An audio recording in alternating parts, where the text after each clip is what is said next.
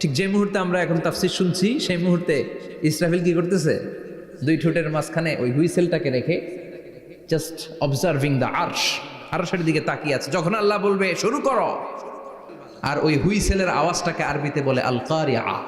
মানুষের দৃষ্টি আকর্ষণের জন্য আল্লাহ এই শব্দটাকে সূরার প্রারম্ভে 3 বার বললেন। কয়বার? বিশ্বনবী কোনো কথায় যখন এমফেসাইজ করতেন, গুরুত্ব দিতেন, তিনি কয়বার বলতেন? এই সূরাটা নাজিল হয়েছে মক্কায়। মক্কার কাফির মুশরিকটা যেন ওই কিয়ামতের ভয়ঙ্কর দৃশ্যটা বুঝতে পারে, এজন্য আল্লাহ 3 বার বললেন আল কারিয়া, তারপরে মাল কারিয়া, তারপরে ওয়ামা আদরাকা মাল। 3 বার বললে মানুষ 3 বার তাকাবে না। আল কারিয়া, মাল কারিয়া, আবার তাকাইছে ওয়ামা আদরাকা মাল কারিয়া। 3 বার বলে তাদের অ্যাটেনশনকে গ্রো করা হচ্ছে, কারণ সামনে আরো জরুরি কথা আছে। সুবহানাল্লাহ বলেন।